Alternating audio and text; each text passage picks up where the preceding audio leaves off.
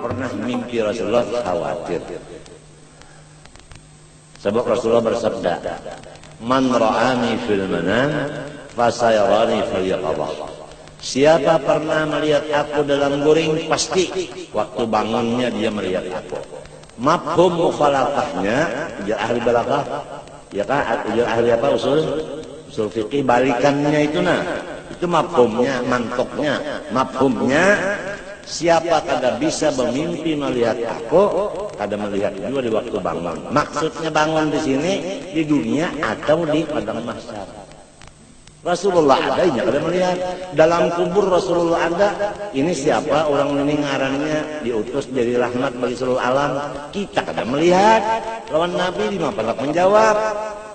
Waman nabiyuka man hadar rajul alladzi busafikum. Kita kada melihat. Lawan nabinya lima palak nyambat. Hadza sayyiduna Muhammad sallallahu alaihi wasallam ja'ana bi baitin rabbi fattaba'nahu al-nadi wa saddaqna bi syarati, macam-macam. Jadi jangan dibilang enteng, udah juga dibaca. Allahumma shalli wa sallim ala sayyidina Muhammad ad-durril azhar wal yaqutil ahmar wan nuril azhar wasirril akbar. 15 kali membaca hendak guring berwudu menghadap kiblat lagi seperti orang mayat di kuburan. Udah berbulan-bulan kada bermimpi ajaran Nabi, hingga bermimpi Abu Lahab.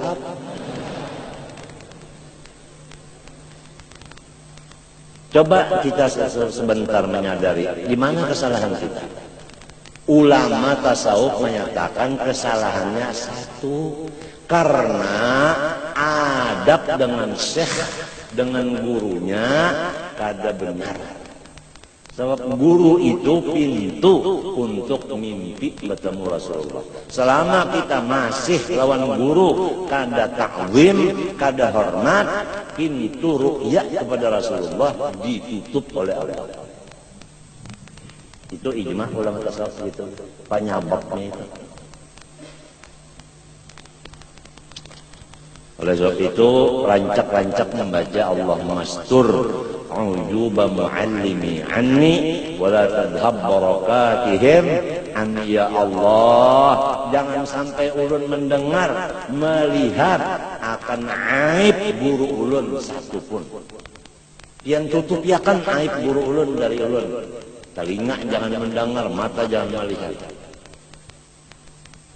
Dan berkat beliau jangan kian putus datang siang malam kepada ulun.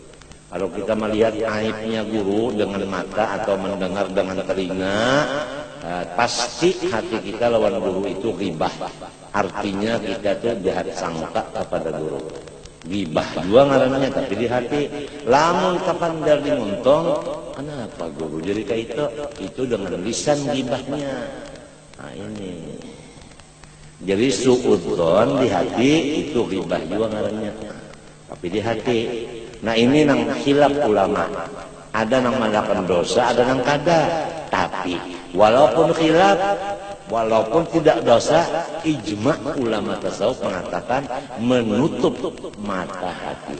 Walaupun tidak jadi dosa, tapi mata hati tertutup, buta ainul basirahnya. Gara-gara mendengar atau melihat akan aibnya seorang guru kita.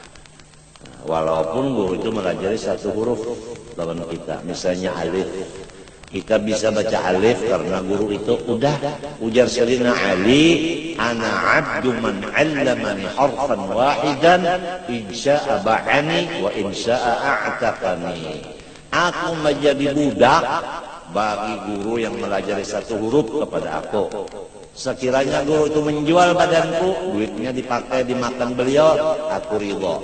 Atau beliau melepas aku dimerdekakannya. Baru satu huruf, apalagi sebiji kitab.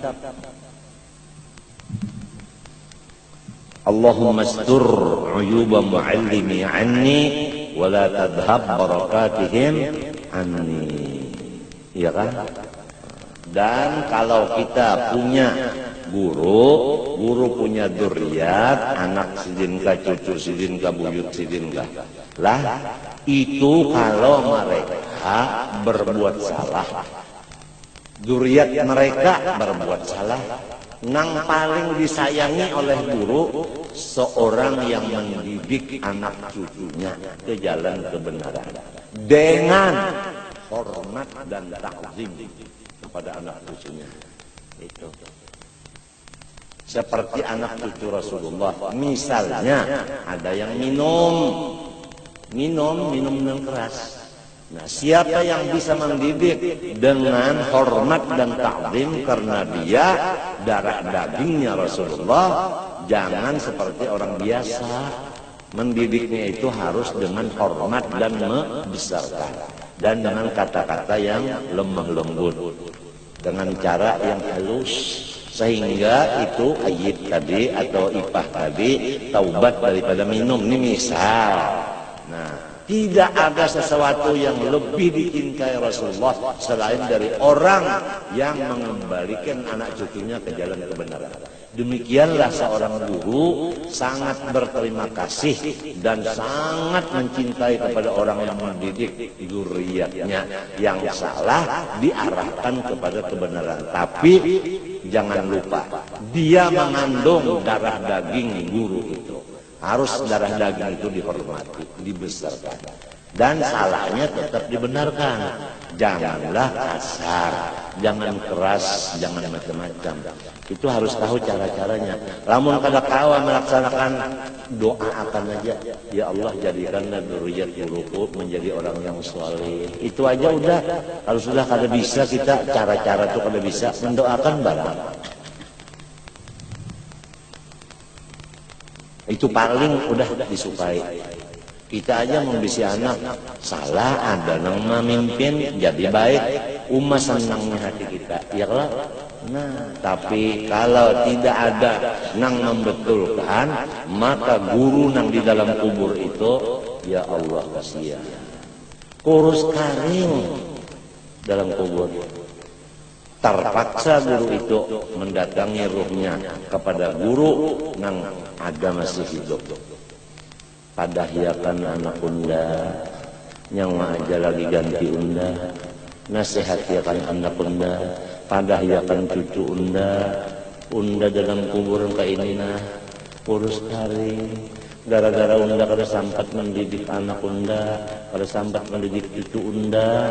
Walaupun unda ini alhamdulillah udah meninggalkan segala yang dilarang, ngerjain yang disuruh, tapi kada sampat mendidik anak, kada sampat mendidik cucu. Unda mati berdahulu, lalu anak unda menjadi orang yang pada baik. Cucu unda minta juga, anak unda nang bini-bini balaki orang nang jahil, laki anak unda nang laki-laki disimin Tuhan nang jahil.